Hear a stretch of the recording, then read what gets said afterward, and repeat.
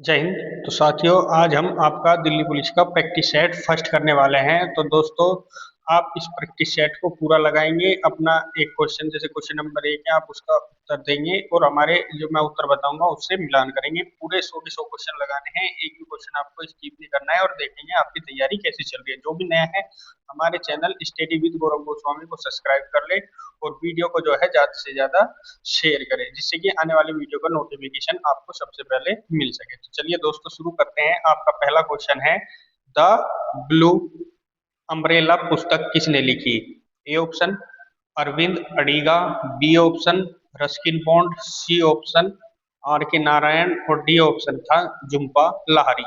तो दोस्तों, इसका जो है वो राइट आंसर है option number B, Ruskin Bond.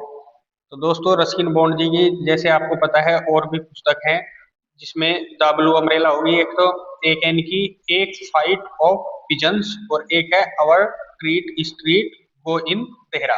तो दोस्तों, ये रस्किन बॉन्ड जी की पुस्तक है और इसमें जितने भी राइटर दिए गए हैं, अरविंद अडिगा, आर के नारायण, झुम्पा लाहिड़ी, इनकी पुस्तकें आप देख लेंगे। ये आपके लिए इम्पोर्टेंट है। और दोस्तों, स्टैटिक जीके का टॉपिक पुस्तक और लेखक, वो आप देखेंगे आपके पेपर में 1 से 2 क्वेश्चन उसके दिल्ली पुलिस में जरूर आएंगे, तो उसका आप रिवीजन करके जाएंगे। Next question, question number 2। Question number 2 है कि भारत का स्कॉटलैंड किसे कहा जाता है? ए ऑप्शन गंगटोक को, बी ऑप्शन कुर्ग को, सी ऑप्शन दार्जिलिंग को और डी ऑप्शन शिमला को। तो दोस्तों, इसका जो राइट आंसर है ऑप्शन नंबर बी, कुर्ग को। जो आपका एक कुर्ग है, इसे ही क्या कहा जाता है? भारत का स्कॉटलैंड। जो कुर्ग है आपका, ये कर्नाटक का एक प्रसिद्ध पर्यटन स्थल है।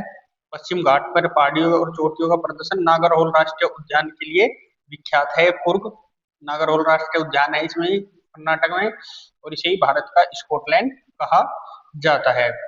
कर्नाटक का कश्मीर भी इसे हम बोलते हैं। Next question, question number 3।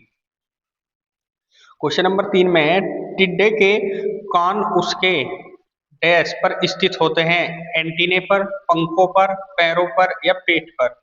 तो दोस्तों, क्वेश्चन नंबर 3 का आंसर बताएंगे, टिड्डे के कान उसके कहाँ पर होते हैं? तो इसका जो राइट आंसर है वो है ऑप्शन नंबर डी, पेट पर, स्टोमच पर। क्योंकि दोस्तों, जो टिड्डा होता है आपका, जिसे टेम्पेनल कहा जाता है, तो इसके जो पेट के भाग पर होते हैं, वहीं पे क्या होते हैं, इसके टांगे वगैरह पेट पर स्थित होती है। नेक्स्ट क्वेश्चन चलते हैं, क्वेश्चन नंबर 4।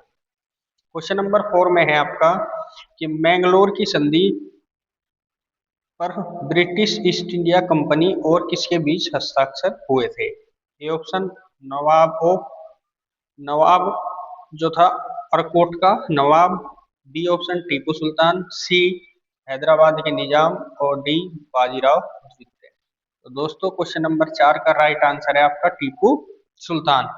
तो ये जो आपकी मैंगलोर की संधि हुई थी, किस किसके बीच थी? अंग्रेजों और मैसूर के शासक टीपू सुल्तान के मध्य, जो कि आपका हैदर अली का पुत्र था। ये आपकी जो हुई थी, आपको पता है, जो मंगलोर की संधि हुई थी, इस टाइम पे जो गवर्नर जनरल थे मैकार्टनी और टीपू सुल्तान के बीच हुई 1784 में। इनके पिताजी की द्वितीय आंग्ल मैसूर युद्ध में 1782 में मृत्यु हो गई थी। उसी के बाद टीपू सुल्तान राजा बना था और अंग्रेज और टीपू सुल्तान के बीच में युद्ध हुए थे।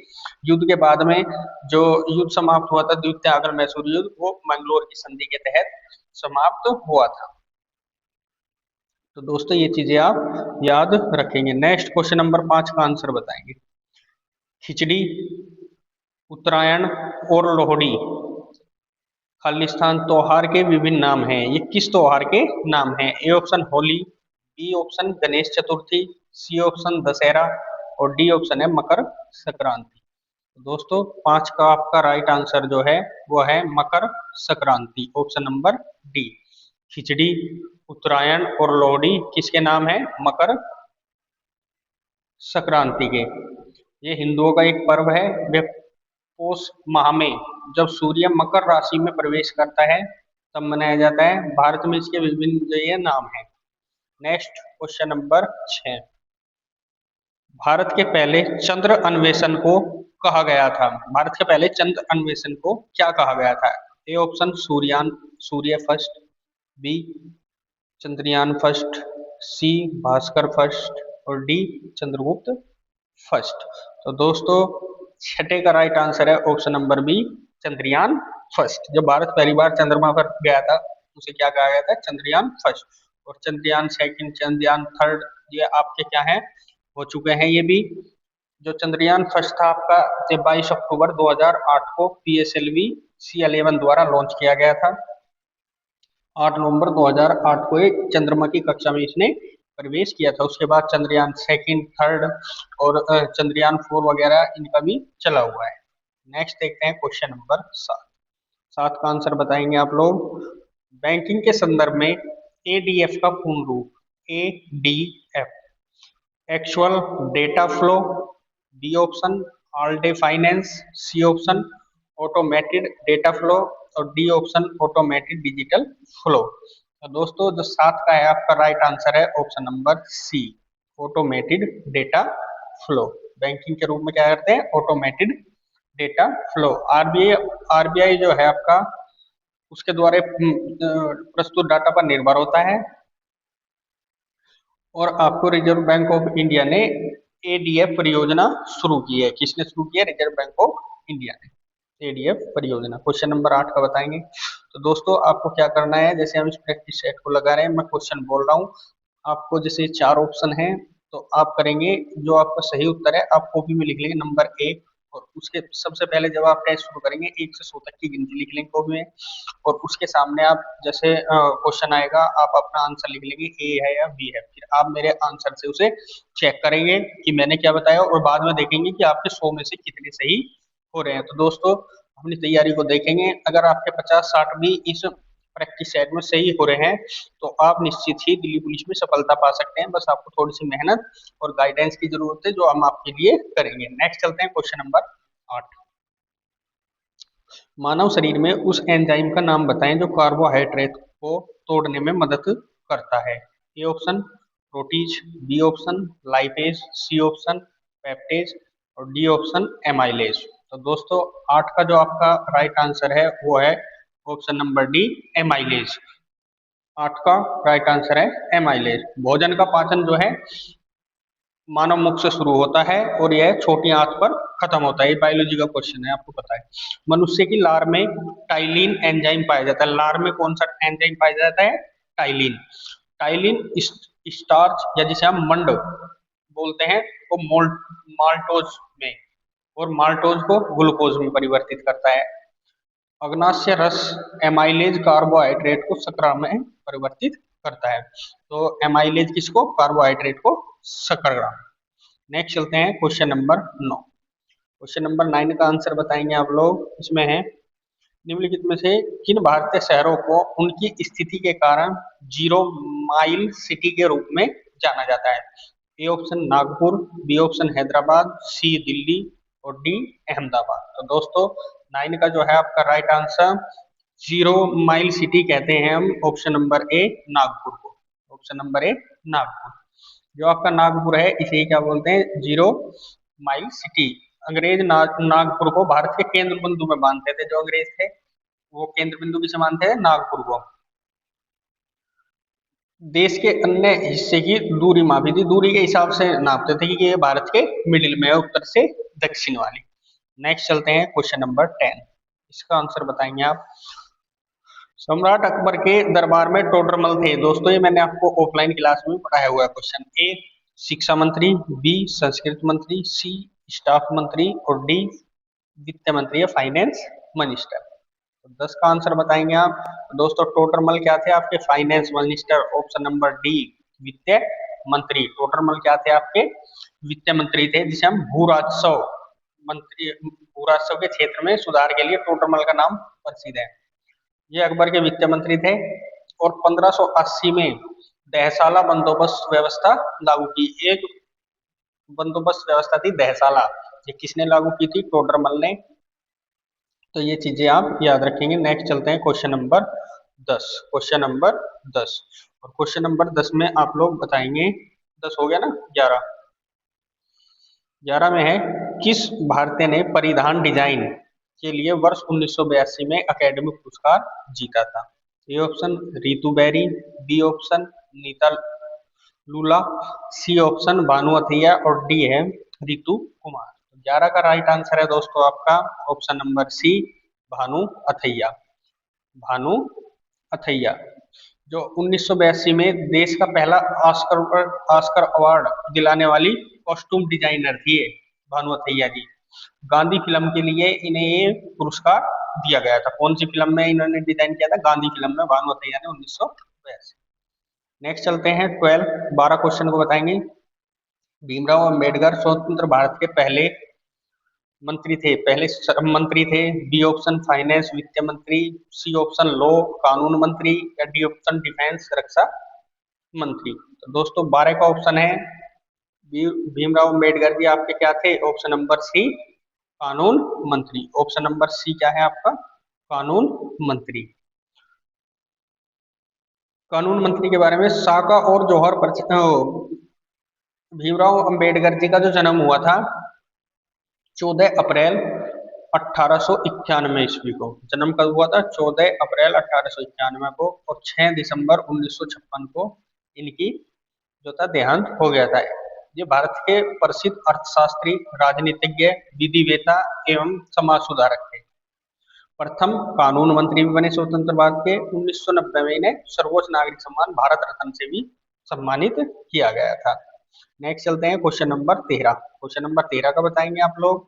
13 में है आपका, आपसे पूछा गया है, जब हार निश्चित हो जाती थी तो खाली स्थान पुरुषों को साका या शक नामक एक अनुष्ठान करना होता था, जो उनकी अंतिम लड़ाई थी जिससे वे वापस नहीं आ सकते थे। ये किसमें प्रथा चली हुई थी? A option Maratha, B Sikh, D Mughal और सी मुगल और डी राजपूत। तो दोस्तों ये जो प्रथा थी आपकी थी ये राजपूत की। जो साका या जौहर प्रथाएं जो राजपूतों में प्रचलित थी उनके बारे में बताया गया। साका अनुष्ठान पुरुषों और जौहर प्रथाएं जो थी महिलाओं के लिए थी। जब हार निश्चित हो जाती थी, जब हार निश्चित हो जाती थी तो क्या करते थे वो? अंतिम लड़ाई में नहीं जा सके वो जौहर होने के एक दिन बाद किया जाता था, जिससे योद्धा केसरिया रंग की पगड़ी पहनकर मैदान में उतरते थे और भारतीय संस्कृति में बलिदान का प्रतीक बनते थे। तो ये प्रथा किससे थी? राजपूतों से। क्वेश्चन नंबर चलते हैं 14। चूना पत्थर एक तलछटी होता है जो मुक्त से बना होता है। A nitrogen oxide, b sodium chloride, c calcium carbohydrate और डी सोडियम बाइकार्बोनेट। दोस्तों 14 का क्वेश्चन नंबर का सही है आपका सी कैल्शियम कार्बोनेट। 14 का है कैल्शियम कार्बोनेट। चूना पत्थर एक प्रकार की अवसादी चट्टान है जो मुख्य कैल्शियम कार्बोनेट के विभिन्न क्रिस्टलीय रूपों से मिलकर बनी होती थी। इसका रासायनिक सूत्र जो था आपका CaCO3 होता है। इसे साधारणतः चौक के व्यापारिक नाम से जाना जाता है। चौक के व्यापारिक नाम से जाना जाता है। नेक्स्ट चलते हैं क्वेश्चन नंबर 15। बिहार का शोक किसे कहा जाता है? नर्मदा नदी, बी महानदी, सी चंबल और डी कोसी। जब मैंने कोसी पढ़ाया और नदी पढ़ाया था, सॉरी जब मैंने नदी पढ़ाया था आपको ये इसका बताया था मैंने। बिहार का शोक किस नदी को बोलते हो आप? क्वेश्चन नंबर 15 का है आपका डी। क्वेश्चन नंबर 15 का क्या है आपका आंसर? डी। कोसी नदी को क्या बोलते हैं?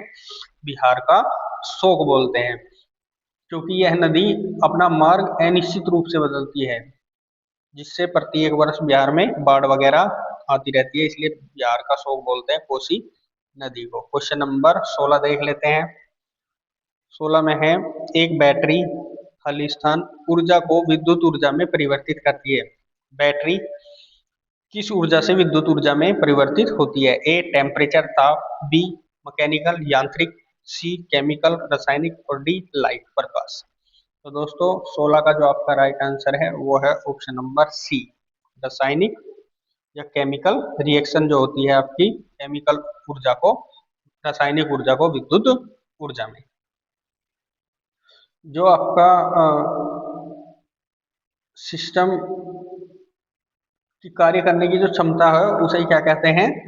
किसी भी सिस्टम को कार्य करने की क्षमता को ऊर्जा कहा जाता है। ऊर्जा का मतलब होता है एक रूप से दूसरे रूप में परिवर्तित किया जा सकता है। जैसे कोयले में संचालित रासायनिक ऊर्जा को जलाकर उससे उसमें ऊर्जा प्राप्त की जाती है, उसी प्रकार बैटरी रासायनिक ऊर्जा को विद्युत ऊर्जा में बदला जाता है। नेक्स्ट क्वेश्चन देख लेते हैं, क्वेश्चन नंबर 17। खालिस्तान दिया है, आधिकारिक तौर पर गोवा का राजकीय खेल क्या है? ए option football, B cricket, c kabaddi और डी हॉकी। तो दोस्तों 17 का राइट आंसर है आपका ऑप्शन नंबर ए फुटबॉल। गोवा का राष्ट्रीय खेल क्या है? फुटबॉल। ऐसी भारत का राष्ट्रीय खेल बताएंगे आप क्या है? तो आप बताएंगे कबड्डी। भारत का राष्ट्रीय खेल क्या है? कबड्डी। तो ये चीजें आपको ध्यान रखनी है। क्षेत्रफल के हिसाब से और जनसंख्या में गोवा क्षेत्रफल के हिसाब से सबसे छोटा है और जनसंख्या में क्या है आपका? फोर्थ नंबर पे है। गोवा के बारे में इतनी चीजें याद रखेंगे। नेक्स्ट चलते हैं, क्वेश्चन नंबर 18। आगरा को अपनी साम्राज्य की राजधानी किसने बनाया? A option Jahangir, b Shahjahan, c Sikandar Lodi और डी हुमायूं। तो दोस्तों 18 का राइट आंसर है आपका ऑप्शन नंबर सी हुमायूं। क्योंकि आपको पता है आगरा शहर के ओ सिकंदर लोदी, क्योंकि आपको पता है ऑप्शन नंबर सी में क्या है? सिकंदर लोदी। और सिकंदर लोदी ने क्या की थी? आपकी आगरा शहर की स्थापना की थी 1504 में। और सिकंदर लोदी का जो टाइम पीरियड था वो था 1451 से 1500, ये तो लोधी वंश था। 1451 से 1556 तक लोधी वंश था। और 1504 में इन्होंने क्या किया था? सिकंदर लोधी ने इसकी स्थापना की थी। और व्यापारिक मार्गों पर इनका क्या था? नियंत्रण था आगरा पे। सिकंदर लोधी ने आगरा को अपनी नई राजधानी भी बनाया था। संस्कृत के एक आयुर्वेद ग्रंथ का फारसी में फतरेह सिकंदरी के नाम से अनुवाद भी इन्होंने कराया था। नेक्स्ट देखते हैं, क्वेश्चन नंबर 19। सेबी की स्थापना कब हुई? ऑप्शन नंबर ए 1700 1974, बी 1948, सी 2006 और डी 1992। दोस्तों 19 का राइट आंसर है ऑप्शन आपका डी 1992। सेबी की स्थापना, सेबी की फुल फॉर्म होती है हिंदी में भारतीय प्रतिभूति एवं विनिमय board, security exchange board of India. जो इसकी स्थापना हुई थी वो 12 अप्रैल 1988 में हुई थी। और 30 जनवरी 1992 को एक अध्यादेश के द्वारा इसे वैधानिक दर्जा प्राप्त हुआ था। सेबी को म्यूचुअल फंडों एवं स्टॉक मार्केट के नियंत्रण के अधिकार प्राप्त हैं। नेक्स्ट चलते हैं, क्वेश्चन नंबर 20। क्वेश्चन नंबर 20 आपसे पूछा है, पद्म विभूषण पुरस्कार प्राप्त करने वाले खिलाड़ी कौन थे?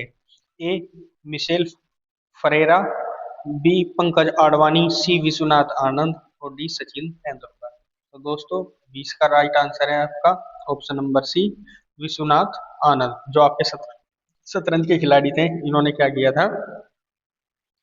2007 में पद्म पुरस्कार प्राप्त करने वाले पहले खिलाड़ी थे विश्वनाथ आनंद जी।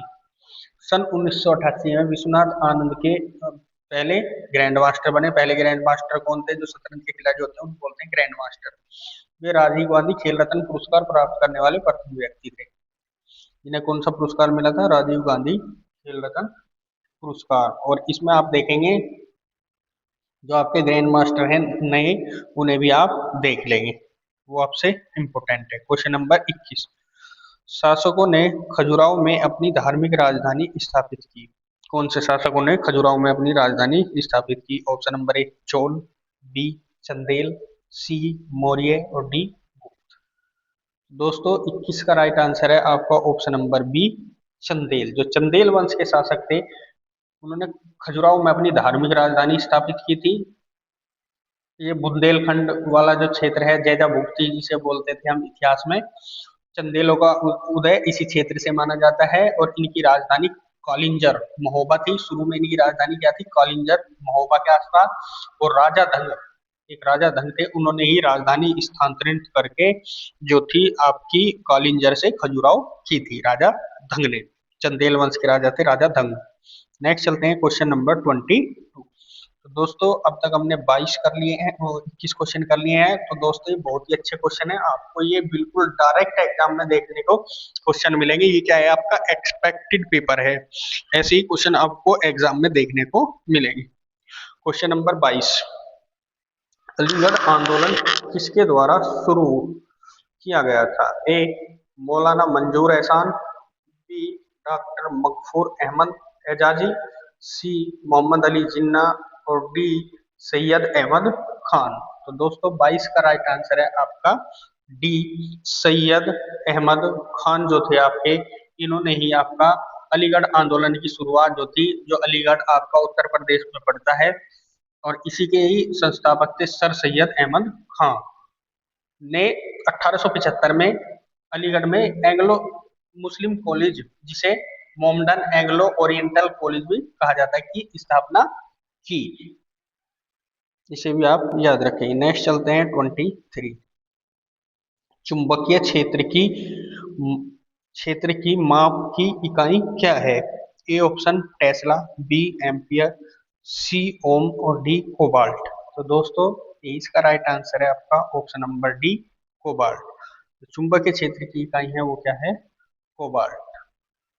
चुंबक के चारों ओर जो क्षेत्र होता है उसका अनुभव जो किया जा सकता है उसे चुंबकीय क्षेत्र कहते हैं। जैसे सुई जिस दिशा में ठहरती है उसे चुंबकीय क्षेत्र की दिशा कहते हैं।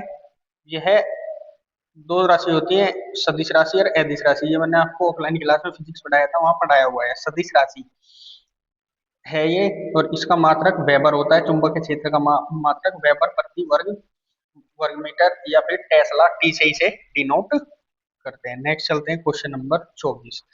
क्वेश्चन नंबर 24 में है, जून 2023 में विश्व शरणार्थी दिवस कब मनाया जाता है? मनाया गया विश्व शरणार्थी दिवस। तो 24 का ऑप्शन बता देता हूं मैं आपको। ए ऑप्शन है 15 जून, बी 17 जून, सी 20 जून और डी नन ऑफ दीज, इनमें से कोई नहीं। तो दोस्तों 24 का आपका राइट आंसर है ऑप्शन नंबर सी 20 जून। विश्व शरणार्थी दिवस कब मनाया गया? 20 जून को। तो ये 20 जून को ही मनाया जाता है और इसकी जब 2023 में बना, इसकी थीम थी होप अवे फ्रॉम होम और इसका उद्देश्य जो था विश्व भर में शरणार्थियों की स्थिति के प्रति जागरूकता बढ़ाना। तो दिवस वगैरह भी आप याद कर लेंगे, दिवस भी स्टैटिस्टिक्स का एक इम्पोर्टेंट टॉपिक है और जिससे आपके क्वेश्चन पूछे जा सकते हैं। नेक्स्ट चलते हैं 25। एक पुस्तक पूछी गई है 25 में, the bird of time, song of life, death and the spring के लेखक कौन है? ए option Vikram Seth, B option Sarojini Naidu, C option Rabindranath Tagore और डी ऑप्शन कमला सुरैया। तो दोस्तों 25 का आपका राइट आंसर है ऑप्शन नंबर बी। ये पुस्तक किसकी है? सरोजिनी नायडू की। सरोजिनी नायडू की, जो आपकी सरोजिनी नायडू थी उन्होंने ही ये पुस्तक लिखी। इनका जन्म जो था हैदराबाद में जन्मी थी ये और ये स्वतंत्र सेनानी थी, आपकी कवित्री भी थी, देश की प्रथम महिला राज्यपाल भी बनी थी उत्तर प्रदेश की। The old threshold, broken wing भी इनकी जो है रचनाएं हैं, ये भी आप याद रखेंगे। नेक्स्ट चलते हैं 26। 26 में आप बताएंगे, जो आपके सुरेंद्र नाथ बैनर्जी और आनंद मोहन बोस ने 1876 में डैश की स्थापना की। ऑप्शन नंबर ए आपसे पूछा गया है, ऑप्शन नंबर ए इंडियन एसोसिएशन की, बी ओरिएंटल एसोसिएशन की, सी तथागत एसोसिएशन की और डी बंगाल एसोसिएशन की। दोस्तों जो आपका 26 का राइट आंसर है वो है ऑप्शन नंबर ए इंडियन एसोसिएशन की। तो दोस्तों आपको बता दूं मैं, इंडियन एसोसिएशन की स्थापना जो की थी इन्हीं के द्वारा की गई थी, सुरेंद्र नाथ बैनर्जी और आनंद मोहन बोस के द्वारा। प्रथम सम्मानित राष्ट्रवादी संगठन था ये भारत में, प्रथम सम्मानित राष्ट्रवादी संगठन पहला। Question number 27। 27 में है आपका, कन्नौज की लड़ाई कब लड़ी गई? कन्नौज की लड़ाई। तो दोस्तों ये मैंने आपको ऑफलाइन क्लास में पढ़ाया, कन्नौज की लड़ाई। ऑप्शन नंबर ए 1524, बी 1540, सी 1536 और डी 1556। तो इसका राइट आंसर है आपका 27 का बी 1540 ईस्वी में। आपको पता है जो कन्नौज का युद्ध था 1540 में हुआ था शेर शाह सूरी और हुमायूं के बीच में, जिसमें हुमायूं की हार हुई थी। और सफलता के पश्चात शेरशाह सूरी ने जो था आगरा और दिल्ली पर अपना अधिकार कर लिया था। कन्नौज के युद्ध को दूसरा नाम बिलग्राम का युद्ध भी कहा जाता है। बिलग्राम के युद्ध के नाम से भी इसे जानते हैं। तो दोस्तों ये क्वेश्चन आपके लिए इतने इंपॉर्टेंट है ना, जब आप पेपर दोगे ना और आपके पेपर में आएंगे तब पता चलेगा आपको इन प्रैक्टिस सेट की और मेरे पढ़ाने के तरीके के बारे में कि मैं क्या पढ़ा रहा हूँ। आप जब पेपर दे के आओगे ना तब बताओगे आप, जब आपको क्वेश्चन रखे हुए मिलेंगे ना तब समझ में आएगा आप क्या जीके पढ़ रहे हो या क्या नहीं पढ़ रहे हो। ये एकदम फैक्ट है, और जो मैं आपको क्वेश्चन के साथ में बता रहा हूँ ना ये आपके लिए और भी ज्यादा इंपॉर्टेंट है। नेक्स्ट चलते हैं 28। भारत का राष्ट्रीय युद्ध स्मारक कहाँ स्थित है? ए राजकोट, बी कोची, सी अंडमान निकोबार और डी नई दिल्ली। तो दोस्तों 28 का राइट आंसर है आपका ऑप्शन नंबर डी, नई दिल्ली। जो आपका 25 फरवरी 2019 को प्रधानमंत्री नरेंद्र मोदी जी ने सशस्त्र बलों के सम्मान में इंडिया गेट जो आपका नई दिल्ली है, तो इंडिया गेट आपका नई दिल्ली में है, उसके पास एक राष्ट्रीय युद्ध स्मारक को राष्ट्र को समर्पित किया है, जिसके मुख्य वास्तुकार जो बनाने वाले थे वो योगेश चंद्र हसन जी थे। हासन जी थे, चंद्र हासन जी थे। ये भी आप याद रखेंगे कहाँ है, इंडिया गेट के पास में। और वास्तुकार कौन थे इसके? योगेश चंद्र हासन। नेक्स्ट चलते हैं 29। 29 में है लूसी बोली किस राज्य में बोली जाती है? A Manipur, B Kerala, C Mizoram और डी गोवा। 29 का राइट आंसर है आपका option number C, Mizoram. Lusei बोली जो है आपकी कहाँ चलती है? मिजोरम में बोली जाती है। भारत का उत्तर पूर्वी राज्य है। इसकी जो राज्य भाषा है मिजो है या अंग्रेजी। इसका गठन जो था आपका 20 फरवरी 1987 में हुआ था। मिजोरम के बारे में ये चीजें आप याद रखेंगे। गठन कब हुआ? 20 फरवरी 1987। भाषा कौन सी? मिजो भाषा या अंग्रेजी। और यहीं पे क्या बोली बोली जाती है? लूसी बोली। नेक्स्ट क्वेश्चन पर चलते हैं, क्वेश्चन नंबर 30। Question number 30 30। तरल पदार्थ से गैस में परिवर्तन होने की प्रक्रिया को क्या कहते हैं? कोई तरल पदार्थ है आपका, उससे क्या बनना है? गैस। लिक्विड से क्या बनना है आपका? गैस।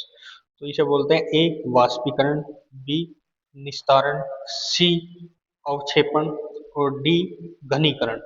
तो दोस्तों 30 का राइट आंसर है आपका ऑप्शन नंबर ए वाष्पीकरण। ये भी मैंने आपको ऑफलाइन क्लास में जब फिजिक्स पढ़ाया है वहां पे करवाया हुआ है कि वाष्पीकरण क्या होता है। तरल पदार्थ से गैस में परिवर्तन होने की प्रक्रिया को क्या कहते हैं? वाष्पीकरण। इसे आप याद रखेंगे। इसमें क्या होता है? वाष्पीकरण में द्रव का ताप कम होता है, जो आपका लिक्विड है उसका टेम्परेचर कम होता है, तो द्रव का ताप जो है वो बढ़ा दिया जाता है, तो वाष्पीकरण भी उसका क्या होता है? बढ़ जाता है। नेक्स्ट चलते हैं 31। 31 तुकारोई की लड़ाई कब हुई? 31 तुकारोई की लड़ाई कब हुई? Question number 31 तुकारोई। तो 31 का राइट आपसे पूछा है 1665, बी 1546, सी 1532 और डी 1575। तो दोस्तों 31 का राइट आंसर है option number D, option number D. 1575 में क्या हुई थी आपकी? तुकारोई का युद्ध जो था 3 मार्च 1575 में हुआ था। उस टाइम पे अकबर के सेनापति मुनीक खां, जिसने बंगाल के अफगान शासक दाऊद को परास्त किया था। बंगाल के अफगान शासक किसे हराया था? दाऊद को। नेक्स्ट चलते हैं क्वेश्चन नंबर 32। उस तत्व की पहचान कीजिए जो पृथ्वी की बाहरी सतह में सबसे अधिक मात्रा में पाया जाता है। Option number A oxygen, B silicon, C hydrogen और डी आयरन। तो 32 का आपका जो राइट आंसर है वो है option number A, option number A oxygen. Oxygen option number ए पे आप देखेंगे तो क्या है आपका? ऑक्सीजन। तो ऑक्सीजन के बारे में है दोस्तों, आपको पता है इसका प्रतीक क्या होता है? ऑक्सीजन का ओ, जो हम क्या करते हैं? ग्रहण करते हैं। हर मनुष्य क्या करता है? ऑक्सीजन ग्रहण करता है और उसे कार्बन डाइऑक्साइड के रूप में हम छोड़ते हैं। तो ये पूछा है आपसे कि पृथ्वी की भूपर्पटी जो क्रस्ट होती है, ऊपरला भाग होता है, 35 किलोमीटर तक होता है। वो आपको पता है कहाँ तक होता है वो? 35 किलोमीटर तक होता है। ये क्वेश्चन मैंने आपको ऑफलाइन में करवाया हुआ है। और इस पे 46% जो है आपकी ऑक्सीजन पाई जाती है। इसके बाद सिलिकॉन 27%, एल्यूमिनियम 8%, लोहा 6%। और यह है अवसादी चट्टानों से निर्मित होता है। नेक्स्ट क्वेश्चन चलते हैं 33। संसद में कोई विधेयक धन विधेयक है या नहीं, इस पर अंतिम निर्णय कौन लेता है? धन विधेयक पर अंतिम निर्णय कौन लेता है? ए ऑप्शन वित्त मंत्री, बी उपराष्ट्रपति, सी स्पीकर या अध्यक्ष, और डी प्रधानमंत्री। तो दोस्तों जो आपका 33 है उसका राइट आंसर है option number C. Option number C. इसका अंतिम निर्णय कौन लेता है? इसका अंतिम निर्णय लेता है आपका स्पीकर या अध्यक्ष कि कोई विधेयक धन विधेयक है या नहीं है। ये कौन से आर्टिकल में दिया गया है धन विधेयक के बारे में? ये दिया गया है आर्टिकल 110 में। इसका उल्लेख किया गया है कोई विधेयक धन विधेयक नहीं है या नहीं, इसका अंतिम निर्णय लोकसभा का अध्यक्ष लेता है।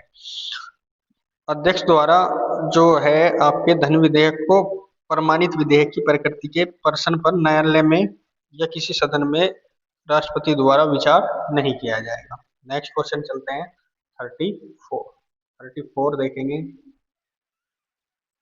रेहू के खीम या काउरी शॉल किस राज्य के पारंपरिक परिधान है? ए नागालैंड, बी असम, सी झारखंड, और डी ओडिशा। तो 34 का राइट आंसर है ऑप्शन नंबर ए नागालैंड। 34 का राइट आंसर क्या है आपका? ऑप्शन नंबर ए नागालैंड। रेहू के खीम और काउरी शॉल नागालैंड के जो है पारंपरिक परिधान है जो पहना जाता है वहां पे।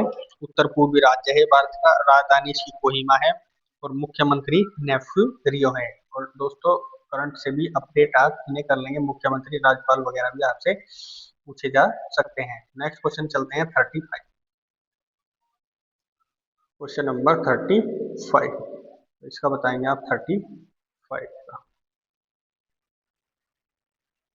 35 में देखेंगे जब स्थानापन्न उत्पादों की कीमत में वृद्धि होती है तो मांग वक्र रेखा में क्या परिवर्तन होगा? ए ऑप्शन बाहर की ओर खिसकेगी, बी ऑप्शन शुरू में अंदर की ओर तथा एक अवधि के बाद बाहर की ओर खिसकेगी, सी ऑप्शन अंदर की ओर खिसकेगी, और डी ऑप्शन स्थिर रहेगी। तो दोस्तों 35 का जो है आपका राइट आंसर है ऑप्शन नंबर ए। राइट आंसर क्या है? ऑप्शन नंबर ए बाहर की ओर खिसकेगी। जो आपको पता है स्थान पत्रों उत्पादों की कीमत में जब वृद्धि होती है तो मांग वक्र रेखा बाहर की ओर खिसकेगी। जैसे चाय और कॉफी, गुड़ और चीनी आदि जो ये वस्तुएं हैं इनके बारे में अगर हम बात करेंगे तो ये मांग वक्र के बारे में बताएंगे। जैसे अगर कीमतें बढ़ेंगी तो मात्रा कम हो जाएगी, मात्रा बढ़ेगी तो कीमतें कम हो जाएंगी। नेक्स्ट चलते हैं 36। क्वेश्चन नंबर 36 में देखते हैं। इसमें बताया गया है आपको भारतीय संसद के परिप्रेक्ष्य में शून्यकाल किसे कहा जाता है? ए ऑप्शन संसदीय कार्रवाई के पूर्वार्ध का समय, बी ऑप्शन प्रश्न काल के तुरंत बाद का समय, सी ऑप्शन प्रश्न काल से पहले का समय, और डी ऑप्शन संसदीय कार्रवाई के उत्तरार्ध का समय। दोस्तों इसमें पूछा है कि संसद में शून्यकाल किसे कहा जाता है? तो 36 का राइट आंसर है आपका ऑप्शन नंबर बी प्रश्न काल के तुरंत बाद का समय। जो शुरू में आप पहुंचते हैं तो शुरू में क्या होता है? प्रश्न काल, उसके बाद शून्यकाल, और उसके बाद में अंतिम कार्रवाई जो होती है आपकी। तो वही पूछा है आपने, शून्यकाल क्या होता है? प्रश्न काल के बाद का समय। सबसे पहले क्या होता है? प्रश्न काल। नेक्स्ट, और इसके टाइम वगैरह की बात करें, जो शून्यकाल का टाइम होता है यह 12 बजे से शुरू हो जाता है और 1 बजे तक चलता है। शून्यकाल के दौरान क्या होता है? अविलंबीय महत्व के मामलों को उठाया जाता है जो तुरंत कार्रवाई चाहते हैं। और जो वर्तमान की बात करें, वर्तमान में जो शून्यकाल है आपका 1 से 2 बजे तक चल रहा है। ठीक है, पहले क्या था? 12 से 1, और अब क्या चल रहा है? 1 से 2। 37 में बताएंगे सह्याद्री पर्वतमाला भारत के किस राज्य से सुदूर दक्षिण भाग कन्याकुमारी तक फैली हुई है? ए option Madhya Pradesh, B Gujarat, C Rajasthan, और डी उत्तर प्रदेश। तो दोस्तों 37 का राइट आंसर है आपका, ये फैली हुई है गुजरात से लेके आपके दक्षिण भारत तमिलनाडु तक, सह्याद्री पर्वतमाला। सह्याद्री पर्वतमाला पर जो हम बात करें इसमें जैव विविधता अधिक पाई जाती है और विश्व में इसका जैव विविधता में बात करें 8वां स्थान है। पश्चिम घाट पर्वत श्रृंखला गुजरात से शुरू होगी, महाराष्ट्र, गोवा, कर्नाटक, तमिलनाडु और केरल से गुजरते हुए कन्याकुमारी जो है आपका उसमें समाप्त हो जाती है। नेक्स्ट क्वेश्चन पर चलते हैं 38। भारत की विशाल घाटी किसे कहा जाता है? ए ऑप्शन बंगाली विशाल घाटी, बी ऑप्शन गांधीकोड़ा की विशाल घाटी, सी ऑप्शन चंबल नदी घाटी और डी ऑप्शन लेतलम घाटी। तो 38 का राइट आंसर है आपका ऑप्शन नंबर बी, गांधीकोड़ा की विशाल घाटी। 38 का बी, गांधीकोड़ा की विशाल घाटी। जो आंध्र प्रदेश की गांधीकोटा की विशाल घाटी को भारत की विशाल घाटी कहा जाता है। इसकी खासियत है कि यहाँ से 300 फीट नीचे पेन्नार नदी बहती है। इसके नीचे विशाल घाटी क्यों कहा जाता है? कौन सी नदी बहती है? पेन्नार नदी। नेक्स्ट चलते हैं 39। 39 में है, कंपनियों की उत्पादकता में वृद्धि का आर्थिक प्रभाव क्या कहलाता है? ए ऑप्शन सकल घरेलू उत्पाद में कमी, बी ऑप्शन घरेलू जो सकल घरेलू उत्पाद में वृद्धि, सी ऑप्शन आपसे पूछा है राष्ट्रों और उनकी आर्थिक स्थितियों के विभिन्न प्रभाव, और डी सकल घरेलू उत्पाद में कोई बदलाव नहीं। तो 39 का आपका राइट आंसर हो जाएगा ऑप्शन नंबर बी, जो सकल घरेलू उत्पाद होते हैं उनमें वृद्धि, सकल घरेलू उत्पाद में वृद्धि। 39 का बी। इसमें क्या हो जाएगा आपका, जो सकल घरेलू उत्पाद होते हैं कंपनियों के उत्पादन में जीडीपी में एक विशिष्ट समय में देश की सीमाओं के भीतर उत्पादित अंतिम रूप से जो वस्तुओं और सेवाओं का मौद्रिक मूल्य होता है। इसके 3 दृष्टिकोण होते हैं, आय, व्यय और उत्पाद। किस पे डिपेंड करता है? आय, व्यय और उत्पाद पर। नेक्स्ट क्वेश्चन चलते हैं 40। भारत का सुदूर पूर्वी बिंदु क्या है? ये भी मैंने आपको पढ़ाया हुआ है क्लास में जब ज्योग्राफी पढ़ाया था। ए ऑप्शन वोखा, बी ऑप्शन मोको मोकोचंग और C option Daulchara, D option Djibouti. तो 40 का राइट आंसर है आपका option number D, Djibouti. Option number D, Djibouti, जो भारत का सबसे पूर्वी बिंदु है, अरुणाचल प्रदेश में है ये। पश्चिम बिंदु गोरमाथा या गुहार बोलते हैं जिसे, ये है आपका गुजरात में। उत्तरी बिंदु आपका कहाँ है? इंदिराकोल है, जो कि आपका कहाँ है? लद्दाख में। और सबसे दक्षिणी बिंदु इंदिरा पॉइंट है आपका तमिलनाडु में। अगर हम बात करें नीचे समुद्र वाला अंडमान निकोबार में, तो वो है कैप कैमोरिन। नेक्स्ट चलते हैं 41। नेक्स्ट क्वेश्चन है 41। 41 में पूछा है आपसे कि भारत का सबसे बड़ा तारामंडल किसे कहा जाता है? ए डोराडो, बी फ्लक्स, सी हाइड्रा और डी एंटीला। तो 41 का राइट आंसर है आपका ऑप्शन नंबर सी, किसे बोलते हैं? हाइड्रा को। ऑप्शन नंबर सी, जल सर्प। हाइड्रा को क्या बोलते हैं हिंदी में? जल सर्प या हाइड्रा। जल सर्प या हाइड्रा क्या है? तारामंडल है, जो आपका अंतरराष्ट्रीय खगोलीय संघ है उसके द्वारा 89 तारामंडलों की सूची में सबसे बड़े क्षेत्र वाला तारामंडल है हाइड्रा। कितने तारामंडल हैं टोटल? 89। नेक्स्ट चलते हैं 42। Question number 42। ओरियन तारामंडल को अन्य किस नाम से जाना जाता है? ए option hunter, B predator, C fighter और डी पाइपर। तो 42 का राइट आंसर है आपका option number A, hunter. Option number A क्या है आपका? हंटर। ओरियन या शिकारी हंटर तारामंडल उन 89 तारामंडलों में से एक है, और जो आपका ओरियन तारामंडल को सबसे साफ तौर पर जनवरी में देखा जाता है। ओरियन को क्या बोलते हैं हम? हंटा। ये जनवरी में सबसे साफ देखा जाता है। नेक्स्ट चलते हैं 43। बॉन्ड योर बैंक वाक्य का प्रयोग किस खेल में किया जाता है? ए option football, B cricket, C volleyball और D hockey.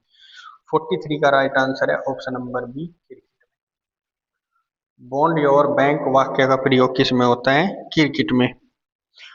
Carrom ball, chinaman, bat bounce, beamer, cricket के ये भी क्या है शब्द? एलपीडब्ल्यू, हेड विकेट, ये सब क्या है? क्रिकेट के वर्ड। पिच, ये भी आप याद रखेंगे। नेक्स्ट चलते हैं आपके 44। निम्नलिखित भारतीयों में से कौन जापान में डार्लिंगटन हॉल स्कूल के संस्थापकों में से एक थे? A option Swami Vivekananda, B Subhash Chandra Bose, C Dadabhai Naoroji और डी ऑप्शन है आपका रविंद्रनाथ टैगोर। तो 44 का राइट आंसर है option number D, Rabindranath Tagore. जो आपके रविंद्रनाथ टैगोर जी थे, इन्होंने ही जापान में डार्लिंगटन में जो हॉल स्कूल था उसके संस्थापकों में थे और 1901 में पश्चिम बंगाल के ग्रामीण क्षेत्र में प्रायोगिक विद्यालय की भी स्थापना इन्होंने ही की थी। नेक्स्ट चलते हैं 45। 2023 में बोला अहमद डिब्लू ने किस देश के नए राष्ट्रपति के रूप में शपथ ली? तो दोस्तों 45 का राइट आंसर है ऑप्शन नंबर ए, नाइजीरिया। ये कहाँ के राष्ट्रपति बने थे? मई 2023 में बोला अहमद डिनोबी नाइजीरिया के राष्ट्रपति बने थे और शपथ ली थी। इन्होंने मोहम्मद बुहारी का स्थान लिया था। कौन थे इनसे पहले? मोहम्मद बुहारी। तो दोस्तों आपको यहाँ पे क्या याद रखना है, जैसे ये 2023 का पेपर था, मई का पूछ लिया आपसे, जैसे आप दिसंबर आपका नवंबर दिसंबर में पेपर है, तो आपसे पिछली साल में किसी भी देश में नया राष्ट्रपति बना हो, प्रधानमंत्री बना हो, या फिर वहाँ की सारी करेंसी वगैरह, राजधानी वगैरह, वो सब याद कर लेनी है। आपसे एग्जाम में पूछा जाएगा 100% करंट अफेयर में, तो ध्यान रखना। ये आप पे डिपेंड कर रहा है कि आप करोगे उस चीज को या नहीं करोगे, लेकिन मैंने बता दिया है आपसे क्वेश्चन वहां पे पूछा जाएगा, तो आपको ध्यान रखना है। नेक्स्ट चलते हैं 46। ग्लोबल वेल्थ कॉन्फ्रेंस 2023 का आयोजन किस देश में हुआ? यूके, बी यूएसए, सी इटली और डी जर्मनी। 46 का राइट आंसर है आपका ऑप्शन नंबर ए। ये कहाँ पे हुआ था? यूके में। ग्लोबल वेल्थ कॉन्फ्रेंस 2023 का जो आयोजन हुआ था आपका लंदन यूके में हुआ था। इसमें भविष्य के लिए परिभाषित करने वाले महत्वपूर्ण निर्णय करने के लिए एक मंच के रूप में कार्य किया है। नेक्स्ट चलते हैं 47। बिहू महोत्सव किस राज्य में मनाया जाता है? ए option Manipur, B Tripura, C Arunachal Pradesh और डी नागालैंड। दोस्तों 47 का राइट आंसर है आपका ऑप्शन नंबर सी, बिहू कुहू। ये जो है आपका अरुणाचल प्रदेश में मनाया जाता है। और बिहू नृत्य कहाँ है? असम में। और बिहू कुहू अरुणाचल प्रदेश में 2023 में जून में बनाया गया था ये। और इसमें तांगा जनजाति जो है अरुणाचल प्रदेश की, वो बनाई जाती है धान रोपाई के टाइम पे, कृषि मौसम की शुरुआत में। नेक्स्ट चलते हैं 48। 48 का देखेंगे एमएसएमई क्षेत्र की नई परिभाषाओं के अनुसार कितने रुपए के निवेश पर उद्यम को माइक्रो श्रेणी में रखा गया है? तो दोस्तों इसका जो राइट आपसे पूछा है 25 लाख तक, बी 1 करोड़, सी 75 लाख और डी 15 करोड़। तो दोस्तों इसका राइट आंसर है 48 का बी, 1 करोड़ रुपए तक के जो आपके निवेशक होते हैं उन्हें कहाँ रखा गया है? माइक्रो में। जो मई 2020 में जो थी सूक्ष्म लघु एवं मध्यम उद्योग की जो थी इसकी परिवर्तन दरें आई थी, इसके अनुसार 1 करोड़ से कम निवेश एवं 5 करोड़ तक टर्न आउट करने वाली जो कंपनी होती थी उसे माइक्रो एंटरप्राइजेस के रूप में जाना गया। 10 करोड़ रुपए से कम निवेश और 50 करोड़ से कम टर्नओवर वाले को लघु स्मॉल इंटरप्राइजेस माइक्रो स्मॉल में रखा गया, तथा 20 करोड़ रुपए से कम एवं 100 करोड़ रुपए तक जो टर्नआउट वाली उद्यमी कंपनी थी उन्हें सभी को मध्यम श्रेणी में रखा गया। और इसके बाद जो आपकी 25 लाख से कम निवेश वाले म्यूचुअली तथा 10 लाख रुपए से कम वाली उद्योग श्रेणियों में आती थी। ठीक है, तो ये आपको याद रख लेना है। नेक्स्ट चलते हैं 49। जून 2023 में किसे जर्मन बुक ट्रेड के शांति पुरस्कार के लिए चुना गया? ए मोहम्मद यूनुस, बी सलमान रुश्दी, सी तस्लीमा नसरीन और डी इनमें से कोई नहीं। तो 49 का राइट आंसर है आपका option number B, Salman Rushdie. Salman Rushdie 49 का बी। ये भी जून की घटना है आपके। ये एक ब्रिटिश लेखक थे सलमान रुश्दी, और इन्हें ही शांति का पुरस्कार के लिए चुना गया था जर्मनी में। 22 अक्टूबर को इन्हें पुरस्कार दिया गया था। इन्हें 25,000 यूरो प्रदान किए गए थे इस पुरस्कार के तहत। तो जीके का लास्ट क्वेश्चन कर लेते हैं, क्वेश्चन नंबर 50। स्वदेशी रूप से विकसित भारी वजनी टारपीडो का समुद्र के भीतर सफल परीक्षण किया गया। यह टारपीडो का नाम बताना है। ए ब्रह्मास्त्र, बी वरुणास्त्र, सी सूर्यास्त्र और डी नन ऑफ दीज। तो दोस्तों 50 का जो राइट आंसर है ऑप्शन नंबर बी वरुणास्त्र। ये 6 जून 2023 को किया गया था भारी टारपीडो का। इसका नाम वरुणास्त्र था। यह विजांग स्थित नौसेना और तकनीकी प्रयोगशाला एनएसटीएल द्वारा विकसित की गई थी। और ये क्या है, एंटी सबमरीन टारपीडो है। ठीक है दोस्तों, तो आपको इसमें क्या करना है दोस्तों, हमने 50 क्वेश्चन कर लिए हैं और मुझे उम्मीद है आपने 1 से 100 तक गिनती लिख के अपने जो है आंसर लिखे होंगे और हमारी वीडियो से नया होगा आपने जो मैं आपको आंसर बता रहा हूँ, तो आप इनको गलत सही करके आपने देखेंगे जीके में से आपके कितने सही हो रहे हैं। 25 सही हो रहे हैं, 20 सही हो रहे हैं, 30 सही हो रहे हैं, 35 हो रहे हैं, 40, 45 कितने आपके हो रहे हैं। तो दोस्तों आपके जितने भी सही हो रहे होंगे, अगर सपोज करो आपके 25 या 30 भी सही हो रहे हैं, तो आप इनमें जो मैंने आपको एक्सप्लेनेशन बताई है उन्हें आप ध्यान देंगे और जो मैंने टॉपिक बताए हैं उन्हें आप एक बार रिवीजन करेंगे, तो उन्हें आपसे है ना बहुत फायदा मिलेगा। नेक्स्ट लास्ट टाइम चल रहा है इन्हें ना पढ़ लो एकदम फिक्स करके, तो इन चीजों का आपको ध्यान देना है। नेक्स्ट चलते हैं रीजनिंग का सेगमेंट आपका, क्वेश्चन नंबर 51। इसमें पूछा है आपका दर्पण प्रतिबिंब। क्या पूछा है आपसे, आपसे पूछा है दर्पण प्रतिबिंब और इन्होंने यहाँ पे क्या किया है, ये इन्होंने बोल दिया कि ऐसे दर्पण लगा हुआ है। ठीक है भाई, तो दर्पण में आपको पता है पास की चीज पास, दूर की चीज दूर। तो सबसे पहले आप इन्हीं चीजों को देखो, ये क्या है, दोनों अपोजिट हैं एक दूसरे के उल्टे। तो जब ये पहली बात तो ये दूर है तो दर्पण के पास नहीं बनेंगे, ये कट गया। ठीक है, दर्पण के पास नहीं बनेंगे तो ये कट गया। ठीक है, एक तो कट गया बी आपका। और नेक्स्ट देख लेते हैं, इसमें बात करें, इसमें क्या है अपोजिट, इसमें एक तरफ कोई आ रहे हैं, ये वाले क्या आ रहे हैं एक तरफ कोई, तो ये भी नहीं होगा और ऑप्शन बचे ए या सी। अब देखो इससे तो पता चल नहीं रहा, अब देखेंगे इस वाले को, जो खाली स्थान दर्पण के नजदीक है वो नजदीक रहना चाहिए, लेकिन ये भरा हुआ नजदीक कैसे आ जाता है। ऑप्शन नंबर सी क्या है आपका right answer. Option number C 51 का क्या है आपका राइट आंसर। ऐसे देखेंगे, डाइस का क्वेश्चन है।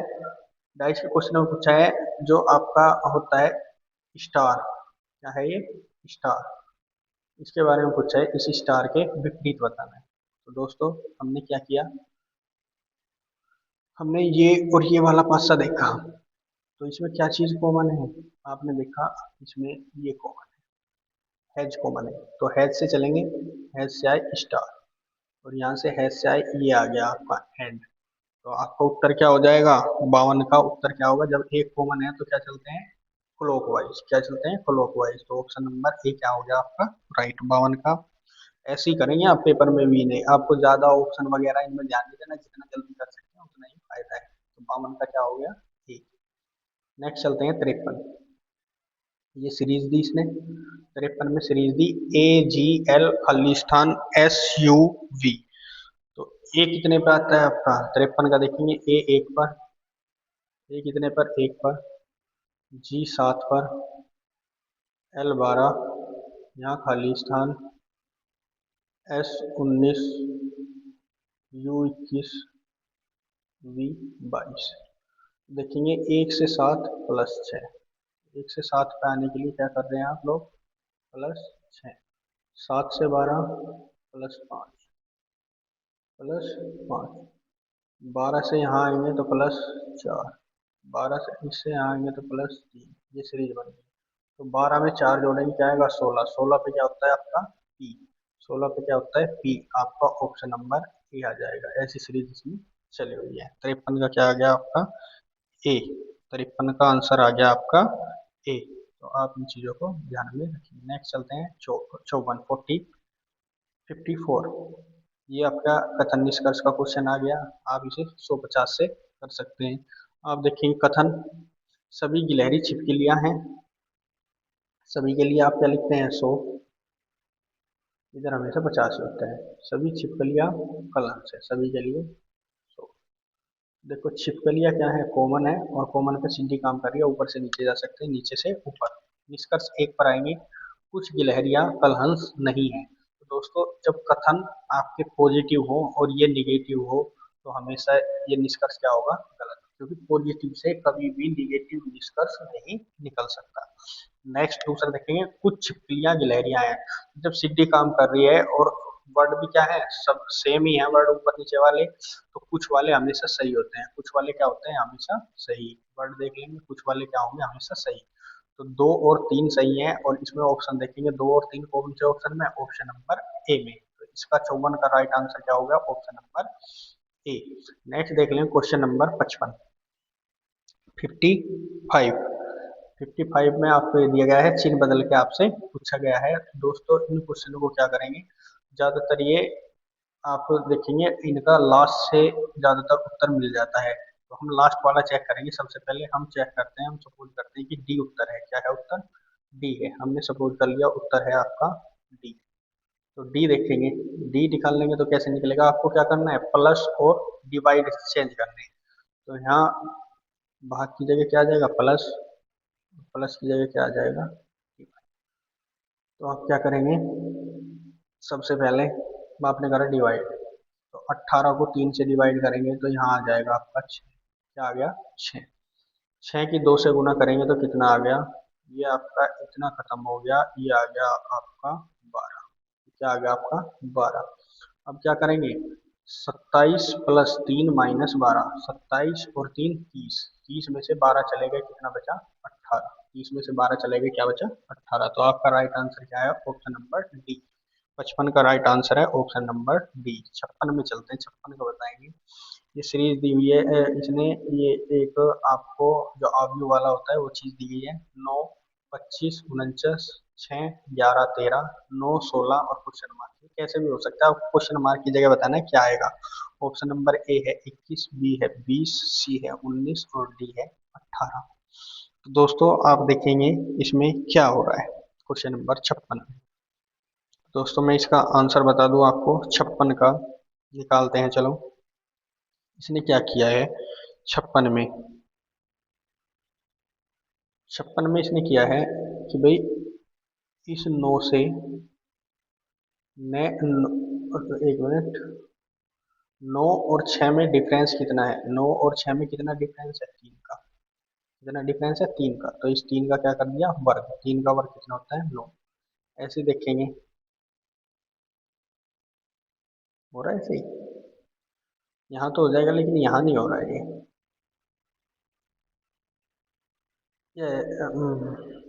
ठीक है। तो ऐसे देख लेंगे, चलो ये तो हो गया 16, 11। ऐसे नीचे से 6 और 9 में कितने का डिफरेंस है, 3 का। 3 से करा 9।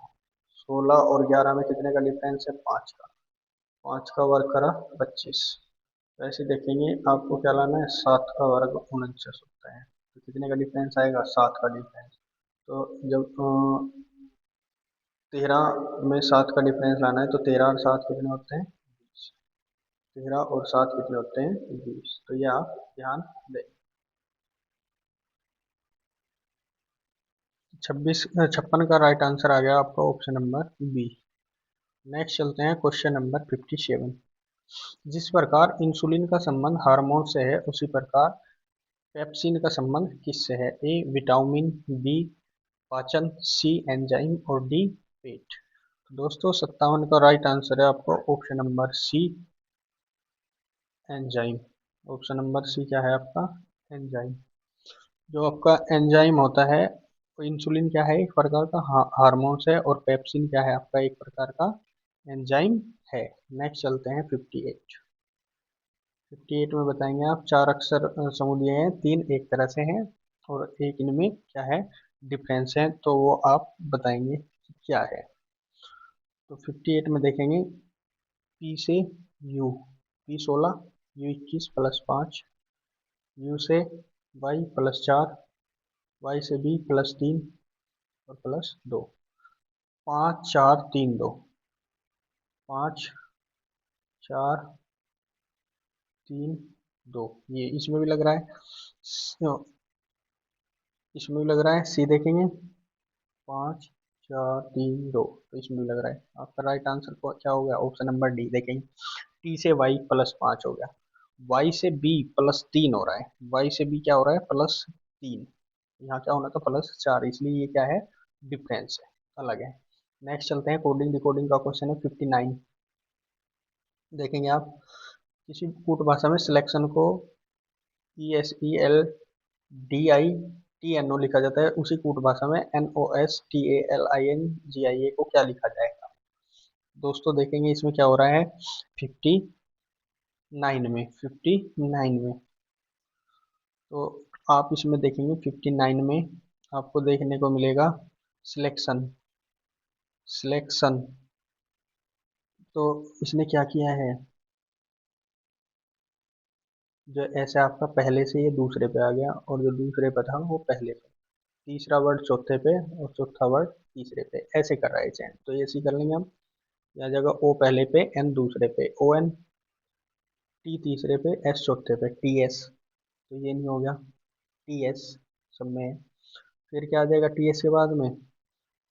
L5 पे ए, LA, LA, LA आ गया, तो ये भी कट गया आपका, ये भी नहीं है।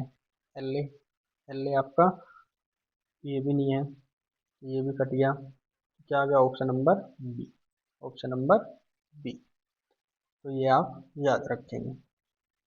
नेक्स्ट चलते हैं 60 पर, क्वेश्चन नंबर 60 में है, आपसे पूछा गया है कि जो नताशा और कृष्ण की वर्तमान आयु का योग 50 वर्ष है।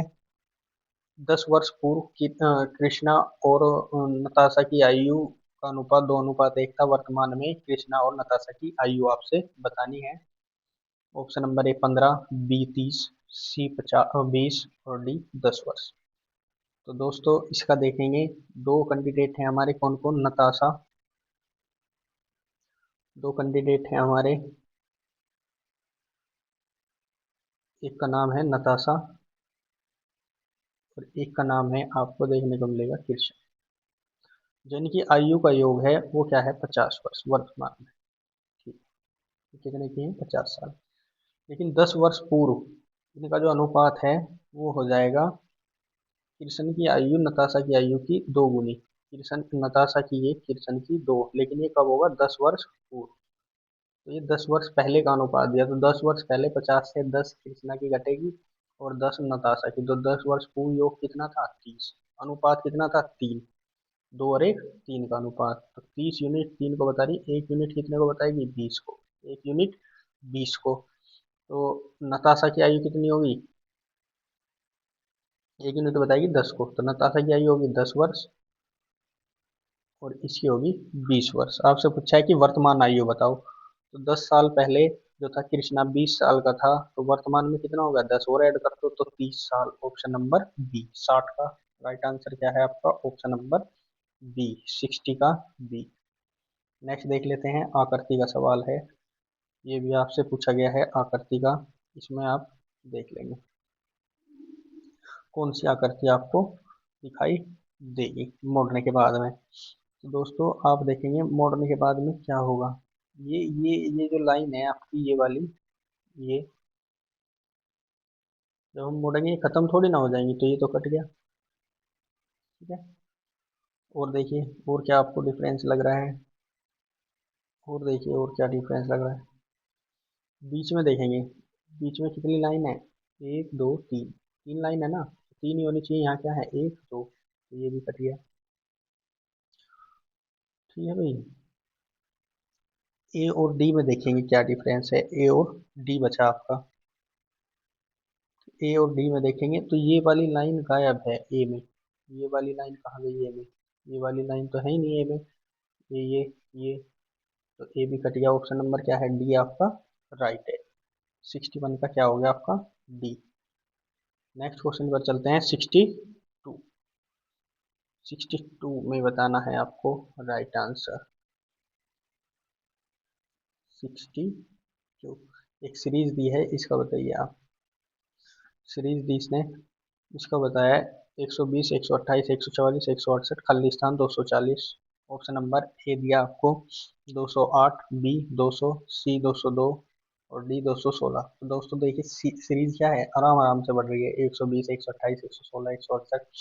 दोस्तों ऐसे हो जाता है, ऐसे हमें पता चल जाता है कि अगर आराम आराम से सीरीज बढ़े तो वहां पे क्या है, प्लस। आराम आराम से सीरीज बढ़े तो क्या होता है, प्लस। धीरे धीरे सीरीज अगर बढ़ रही है तो प्लस। 120 से 128 चले प्लस 8, 128 से 144 प्लस 16, और 168 से चले हम 16 और 8 24। तो 168 से चले हम 24 जोड़ेंगे हम 168 में, तो आपका आ जाएगा 62 का ऑप्शन नंबर सी, 202। 202। ठीक है, तो यहाँ पे क्या आ गया आपका right answer, 202। Option number C. C नहीं, B. Option number B. Next चल देते हैं 63। 63 में बताएंगे क्या हो रहा है। 16 से 240, 6 से क्या। ए ऑप्शन 35, बी 25, सी 50, और डी आपका होता है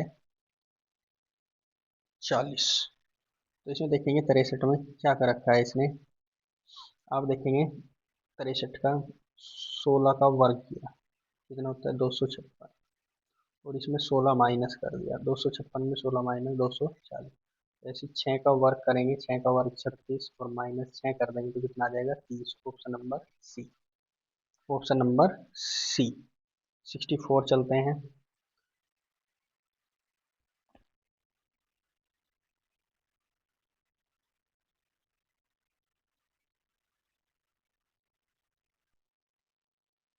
64 का बताएंगे आप लोग।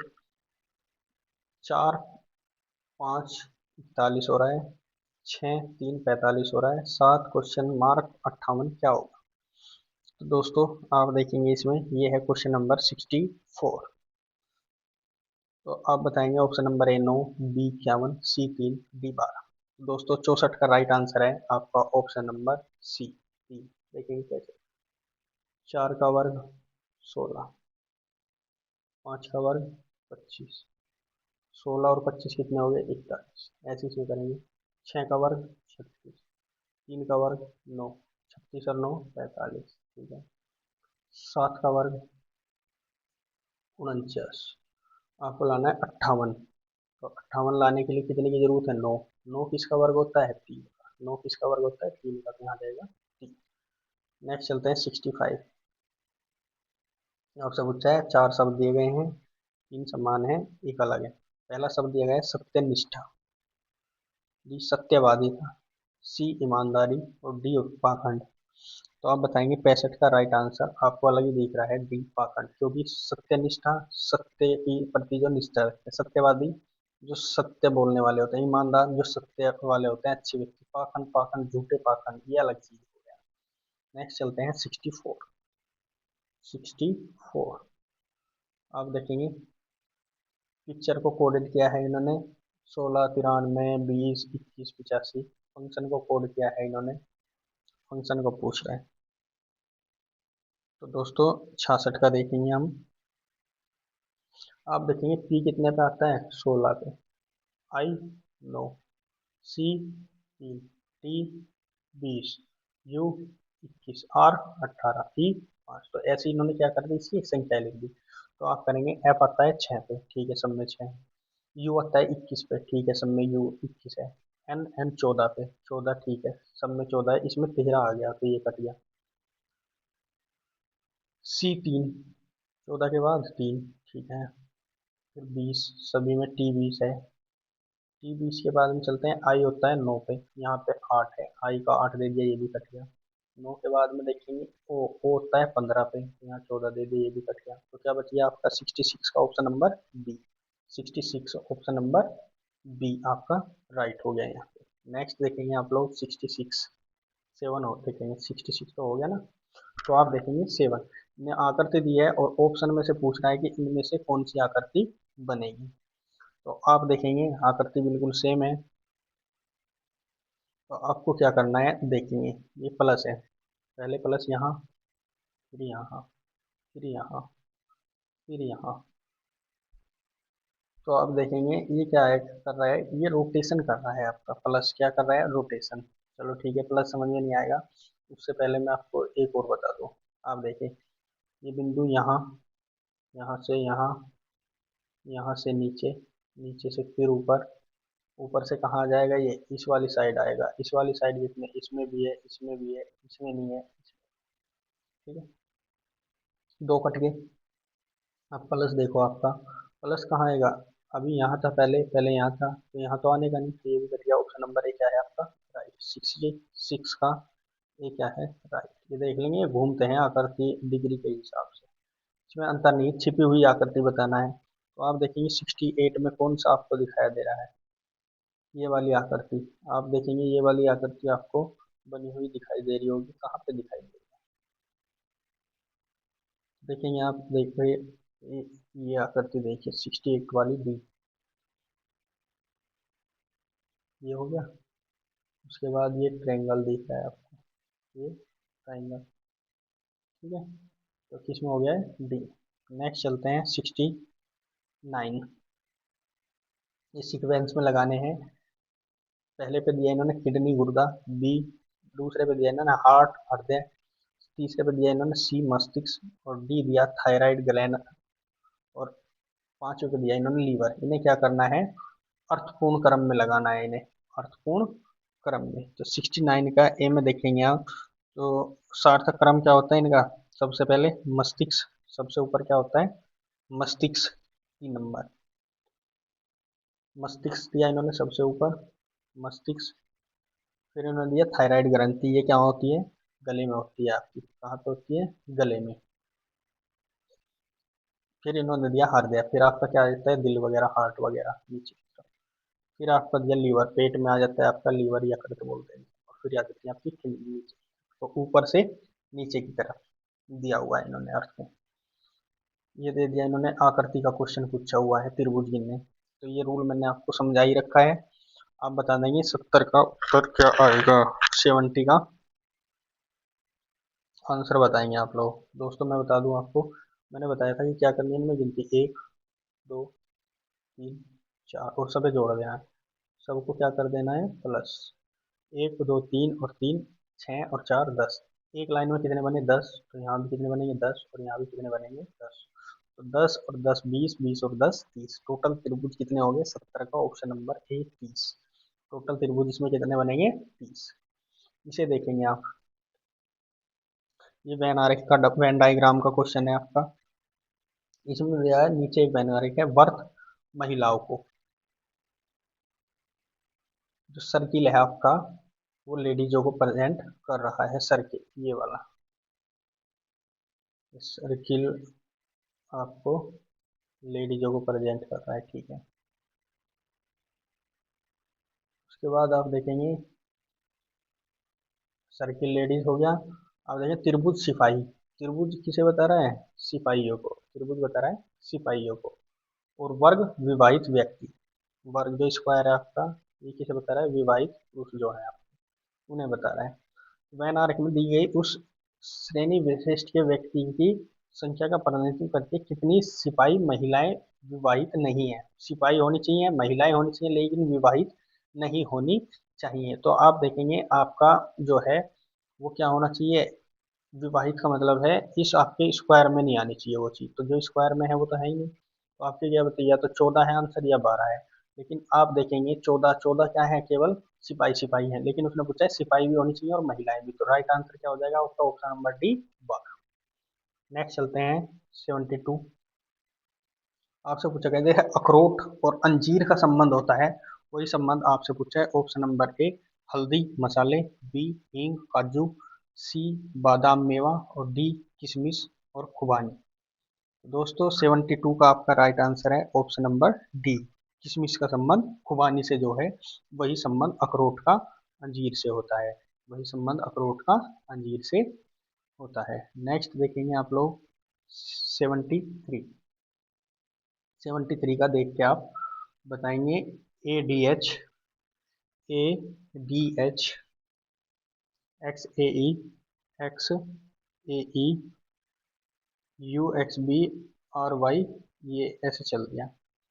तो आप देखेंगे क्या हो रहा है।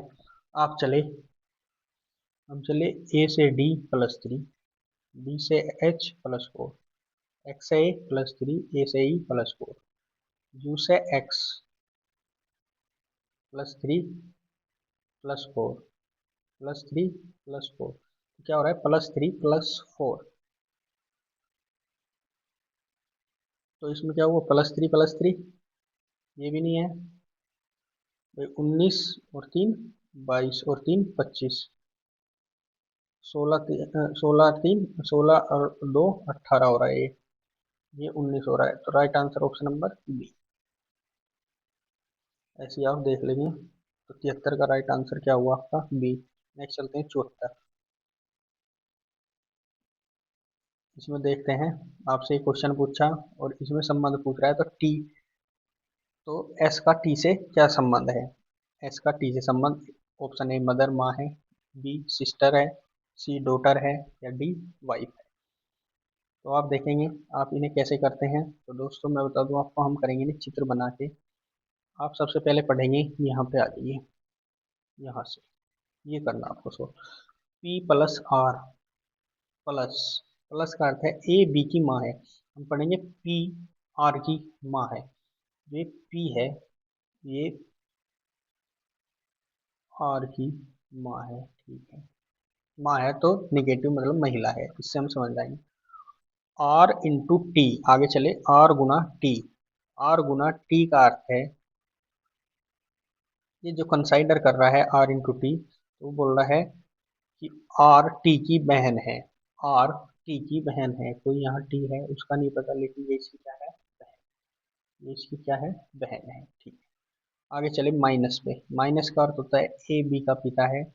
हम पढ़ेंगे टी क्यू का पिता है। जो टी है ये फादर है किसका, क्यू का। कोई क्यू है, इसका बच्चा है, ठीक। फिर भाग पे आ जाएंगे। भाग में दिया गया है ए बी की पुत्री है। हम पढ़ेंगे क्यू एस की पुत्री है। क्यू एस की पुत्री है, तो ये तो पिता हो गया और ये इसकी पत्नी होगी एस, तो तभी तो ये पुत्री हुई इन दोनों की। ये क्या है, पुत्री। Plus S plus you, S plus you plus देखेंगे, प्लस क्या है, ए बी की माँ है, तो हम बोलेंगे एस यू की माँ है। एस कौन है, यू की माँ। एक यू है, वो भी क्या है, इसकी माँ। मतलब ये टी और एस पति पत्नी है, इनके दो बच्चे हैं क्यू और यू। अब पूछा है एस का टी से क्या संबंध है। जो एस, वो टी की क्या है, एस टी की क्या है। तो दोस्तों इसमें स्पष्ट दिखाया गया है, एस और टी क्या है, पति पत्नी है। तो एस टी की क्या लगेगी, एस टी की क्या लगेगी, ऑप्शन देखेंगे वाइफ। एस टी की क्या है, वाइफ, पत्नी। Option number D. आप बता देंगे ऑप्शन नंबर डी में क्या है, पत्नी। नेक्स्ट देख लेते हैं रीजनिंग का लास्ट क्वेश्चन। चार युग्म दिए गए हैं, उनमें से अलग बताना। 12 से 196 वर्ग हो गया, ठीक है। 4 से 16, ऑप्शन नंबर ए। 12 से 196, 12 से 244, 2 से 4, 4 से 16। तो इसमें बताएंगे आप क्या है। दोस्तों मैं बता दूं, इसका राइट आंसर है 75 का आपका ऑप्शन नंबर बी। 75 का बी। क्यों, 14 का वर्ग 196, 2 का वर्ग 4, 4 का वर्ग 16, 12 का वर्ग 144 आना था। यहाँ क्या है, 244, 144 ये आना था। दोस्तों रीजनिंग भी 75 क्वेश्चन हमने कंप्लीट कर लिए हैं। तो दोस्तों क्वेश्चन ऐसे ही तरीके से स्टार्ट करेंगे। आपने देखा होगा मैंने रीजनिंग के एक भी टॉपिक में कहीं भी आपको फॉर्मूला नहीं बताया। आप बेसिक जो सवाल ने पूछा है उसी के अकॉर्डिंग मैंने आपको सोल्व करके दिखाया है। आप भी ऐसे ही सोल्व करते होंगे, उम्मीद है मुझे। अगर आप ऐसे सोल्व करते हैं तो रीजनिंग के 25 क्वेश्चन आप 15 मिनट के समथिंग कर सकते हैं, 10 से 15 मिनट में। नेक्स्ट चलते हैं क्वेश्चन नंबर 76, मैथ के क्वेश्चन देखेंगे। इसमें बताया गया है 76 में, मैथ के क्वेश्चन है ये, तो समझेंगे थोड़ा सा। इन्होंने बताया कि कोई धनराशि 4 वर्षों में चक्रवृद्धि ब्याज पर 3 गुनी, तो उसी ब्याज पर वो 27 गुनी कितने वर्षों में हो जाएगी। दोस्तों इन्हें करने की एक ट्रिक है, उसे आप समझेंगे मेरे तरह। मैं बताऊंगा आपको, आप इसे समझेंगे और ऐसे ही आगे भविष्य में आप क्वेश्चन करेंगे। इसने बोला है कि 4 वर्षों में 3 गुना, कितने वर्षों में 27 गुना, कितने वर्षों में 27 गुना। तो देख लेंगे जो 27 है ये इसकी पावर बनता है, 3 की कितनी पावर है, 3 की पावर 3 क्या होता है 27। ऐसे आप लिख लेंगे, तो इस जो ये पावर है इसकी गुना कर देंगे, तो 3 चौक 12, कितने वर्षों में हो जाएगा ये, 12 वर्षों में। 76 का ऑप्शन नंबर सी आपका क्या है, राइट। 76 का ऑप्शन नंबर सी क्या है आपका, राइट। तो आप ऐसे ही करेंगे। नेक्स्ट चलते हैं 77। आप देखेंगे एक काम को 8 घंटे करके 80 रुपये प्रति घंटा करता है, बी 6 घंटे करके 60 रुपये प्रति घंटा करता है। तो ए और बी का अनुपात बताना है। ए ऑप्शन 16:9, बी 5:16, सी 9:10, डी 16:5। तो ऑप्शन नंबर देख लिए हैं आपने, आप देखेंगे 16। ए के बारे में बताया इन्होंने, ए क्या कर रहा है, ए जो है आपका, ए मैं यहाँ बता देता हूँ थोड़ा सा, और बी दो लिए इन्होंने। ए प्रतिदिन 8 घंटे काम करता है और 80 रुपये प्रति घंटा काम करता है, आपसे रेशियो पूछा है उन्होंने। बी 6 घंटे काम करता है और 60 रुपये प्रति घंटा काम करता है। आपने देखा जीरो से जीरो कट गया, हमें तो रेशियो निकालना है। दो से कट्टा 3, दो से काटा 4, दो से काटा 3 और दो से काटा 4 चौक 16, 16 रेशियो 3 तिया 9, 16:9, ऑप्शन नंबर ए। 77 का क्या आ गया, ऑप्शन नंबर ए। इसे आप ध्यान रखेंगे। नेक्स्ट देखते हैं 78। जब एक पूर्णांक को n से विभाजित किया जाता है, n को 7 से विभाजित किया जाता है तो 3 शेष बचता है। तो दोस्तों जब भी ऐसे सवाल आते हैं आपको क्या करना है, n को 7 से विभाजित करना, शेष बच रहा 3, तो इन दोनों को जोड़ देंगे। इन दोनों को क्या कर देंगे, जोड़ देंगे आप, क्योंकि शेष कितना बच रहा है 3। तो n क्या हुआ, 7 और 3 10, संख्या थी 10, 7 से विभक्त किया तो कितना शेष बचा 3। अब पूछ रहा 6n को, मतलब n कितना था 10, 6×9 60, 60 को 7 से विभाजित करेंगे तो क्या बचेगा, 7 × 8 = 56। तो शेष में कितना बच गया 4, शेष में कितना बच गया 4, 78 का ऑप्शन नंबर बी। नेक्स्ट चल लेते हैं, नेक्स्ट देखेंगे 79। नेक्स्ट क्वेश्चन 79 को आप देखेंगे। 79 में आपसे पूछ रहा है, इसने बोला है कि 39 संख्याओं का औसत शून्य है, उनमें से अधिकतम कितनी संख्याएं शून्य से अधिक हो सकती है। 39 संख्याओं का औसत शून्य है, उनमें से अधिकतम कितनी संख्याएं शून्य हो सकती हैं, ए 38, 20 और 39। तो दोस्तों इसका आप आंसर बताएंगे, इसका राइट आंसर है 338, क्योंकि आपको बताया है कि 38 संख्या शून्य से अधिक होती हैं, जबकि 39वीं क्या होगी, ऐसी संख्या होनी चाहिए जो शून्य हो, अर्थात ऋणात्मक। तभी क्या हो जाएंगे, सभी शून्य हो जाएगा आपका। नेक्स्ट 80 क्वेश्चन देख लेते हैं। 80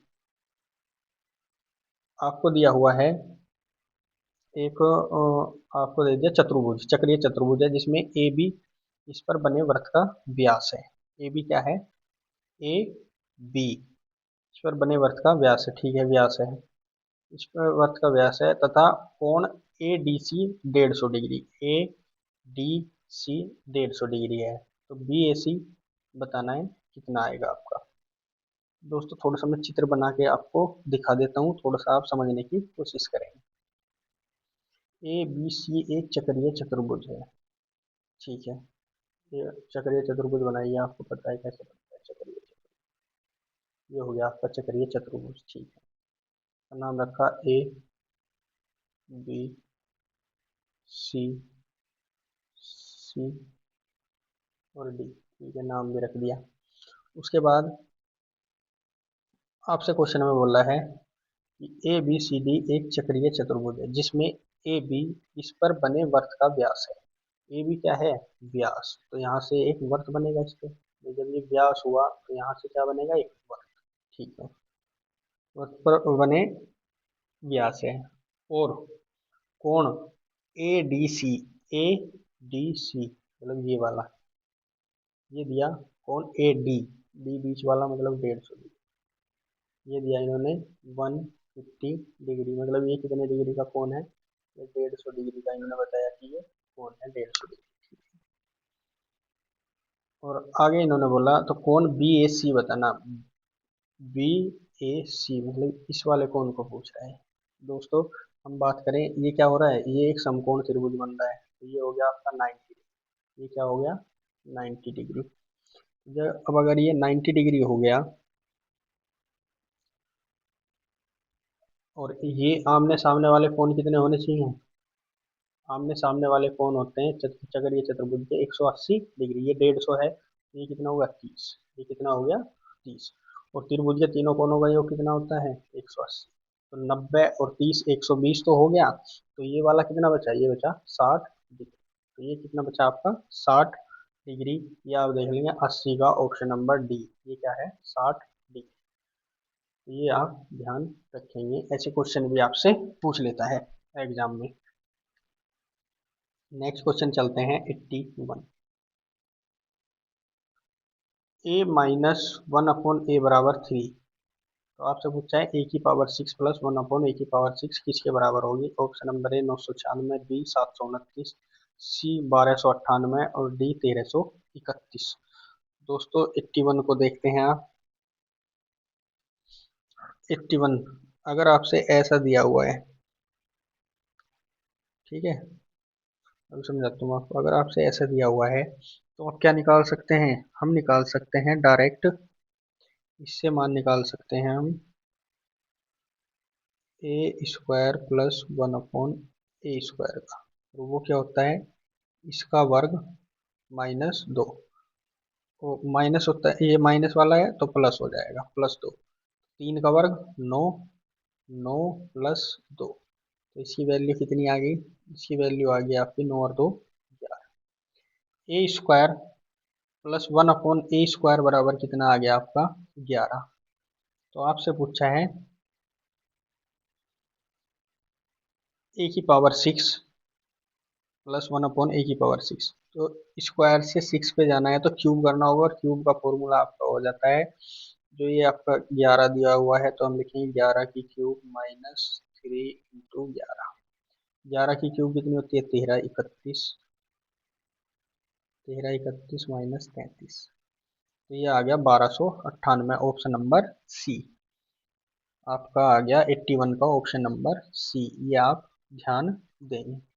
नेक्स्ट क्वेश्चन देख लेते हैं। सिंप्लीफिकेशन का क्वेश्चन है 82। जो आपको क्या करना है, सिंप्लीफिकेशन में आपको सोल्व करना है। तो आपको पता है सबसे पहले हम इस वाले ब्रैकेट को सोल्व करते हैं। कौन से वाले ब्रैकेट को सोल्व करते हैं हम, सबसे पहले इस वाले। तो आप देखेंगे 2 दूनी 4 एक 5, 5/2 प्लस 3/4। सबसे पहले आप सोल्व करेंगे 5/2 प्लस 3/4। एलसीएम लिया 4 आ गया, यहाँ 2 की गुना तो 2×5 = 10 प्लस 3, तो आएगा 13/4। ये क्या आ गया, इसकी जगह आ गया आपका, जब आप देखेंगे इसकी जगह आप लिख सकते हैं 13/4। इसकी जगह क्या लिख सकते हैं आप 13/4।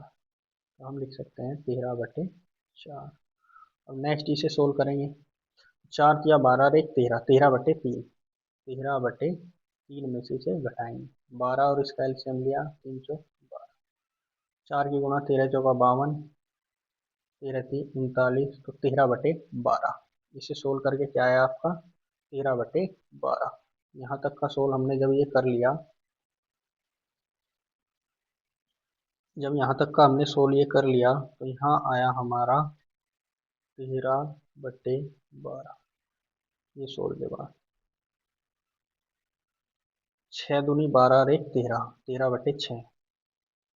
और भाग की जगह ये हो जाएगा उल्टा, तो हम लिखेंगे 2×6 = 12 और 1 13, 13/,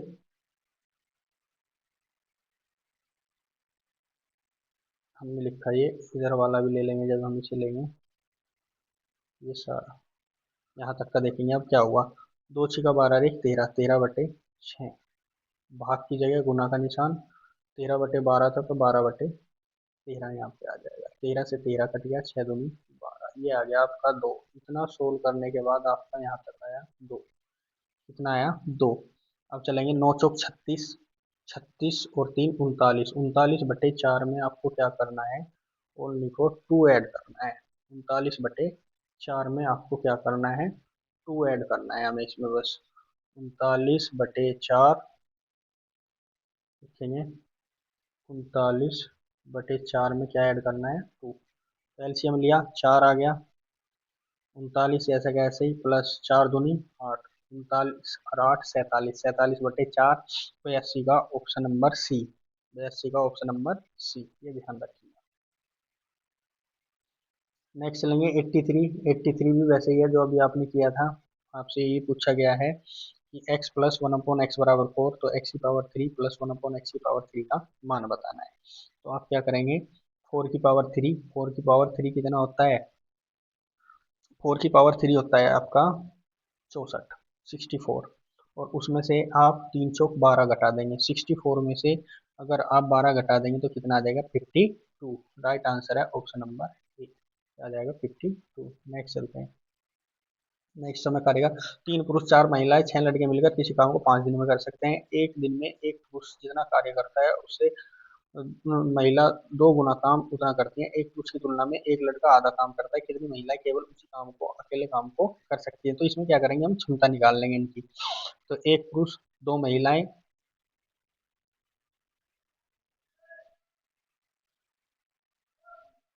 एक पुरुष